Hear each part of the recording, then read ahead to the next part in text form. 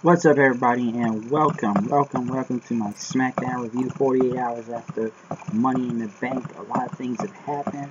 Was this a better show on Raw? Mostly, well, 9 times out of 10, most of the time it is. But we kicked it off in Daniel Bryan's office as the women were arguing. Tamina, Charlotte, and Ty and Becky about the whole Money in the Bank controversy thing. Daniel says he's going to take care of this tonight.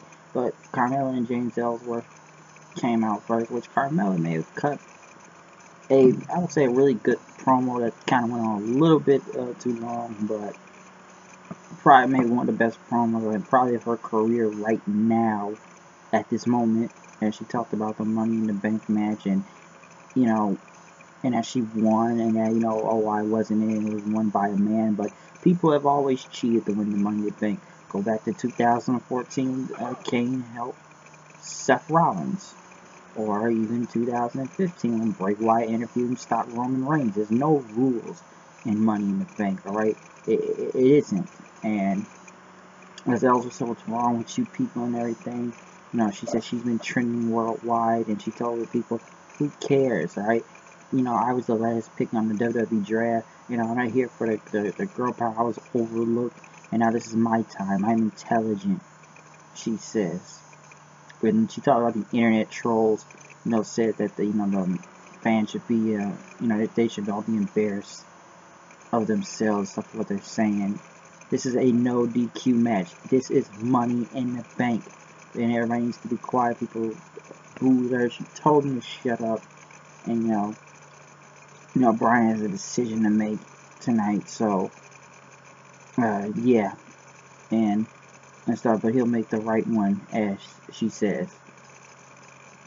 The right decision, because he says, I am Miss Money in the Bank, and it's like, damn thing you can do about it.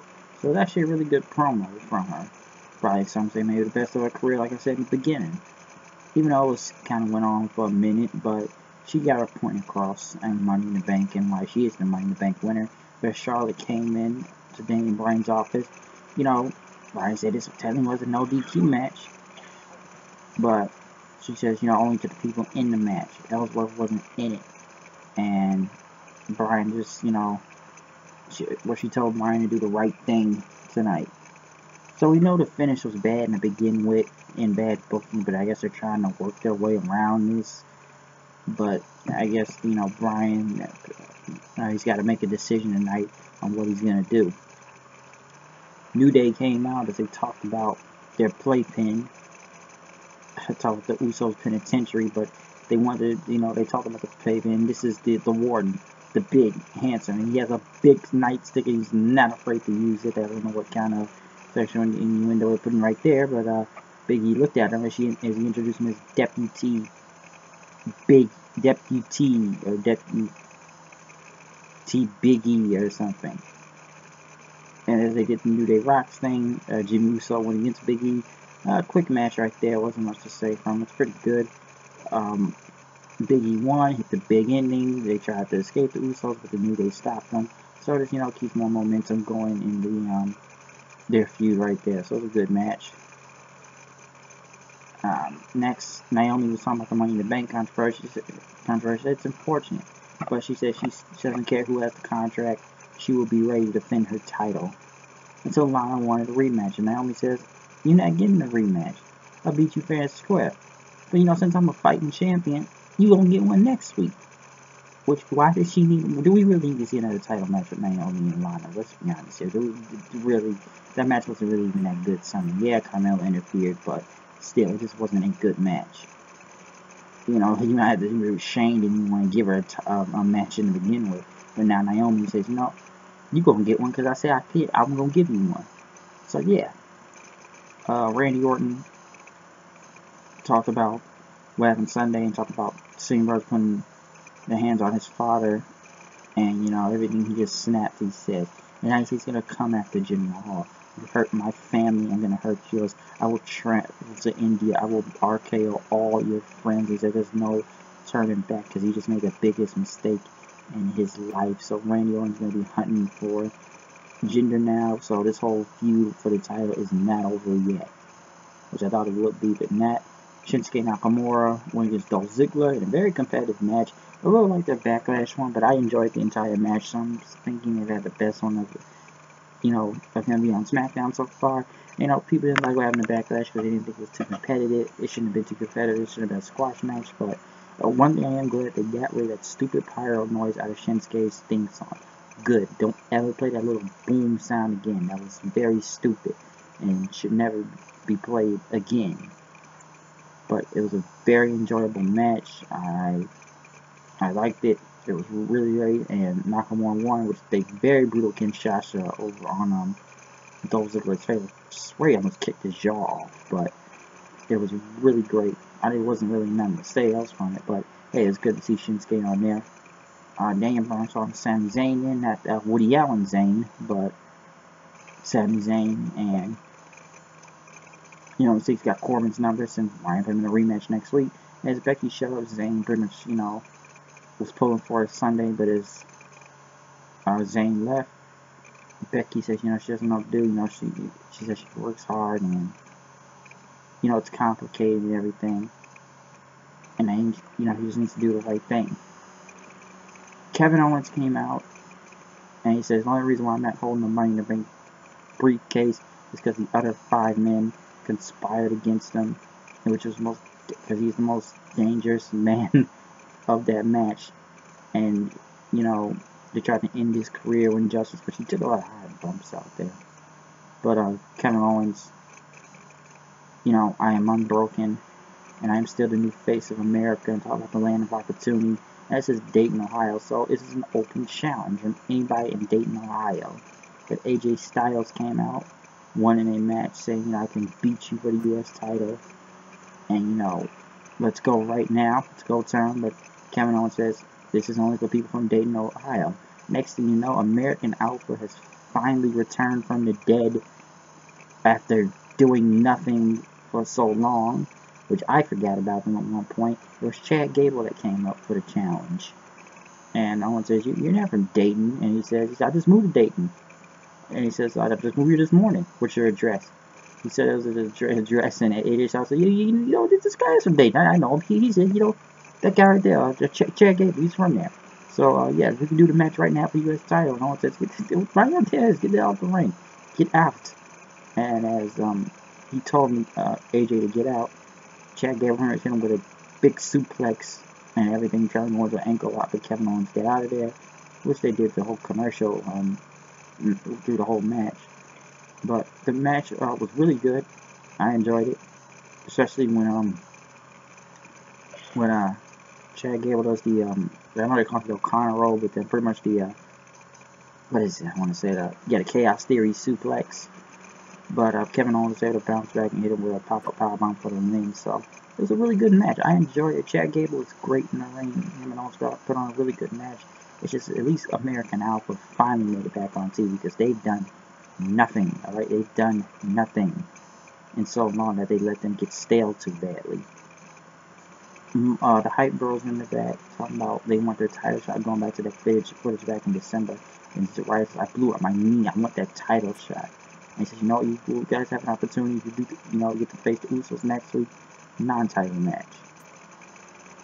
A commercial with Sami Zayn and Ty Dillinger. Why is he not on TV? Doing the test milkshakes for Sonic. Where is he? I don't know why. Daniel Bryan making his return back to TV as he had a big pop. Everybody did the yes chance. It was great to be back as the GM on Smackdown, but it's time to take care of business, as he said.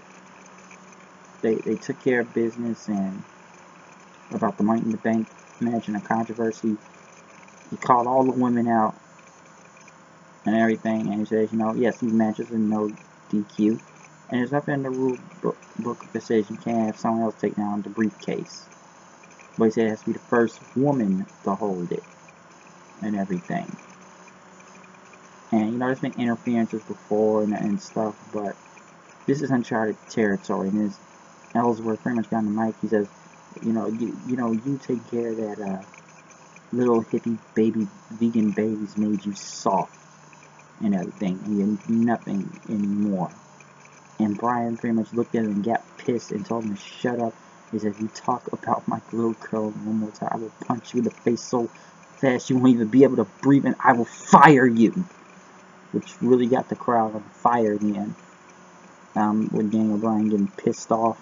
Especially if you say that, or if you talk about him, saying he can't wrestle anymore, because we all know he still wants to come back, but that's a story for another day. This man will not give up, and he still wants to come back, which I feel like he will wrestle somewhere else in the next year if he does not come back here, because he's kind of said that. But the crowd fired up for Bryan, and Natalya pretty much told Becky to, you're sucking up to Daniel Bryan, and I'll have you be looking like James Ellsworth, as Charlotte says, I told Natalya, I'll make you look like James Ellsworth. And then to me, they said the same thing, but nobody, they cared.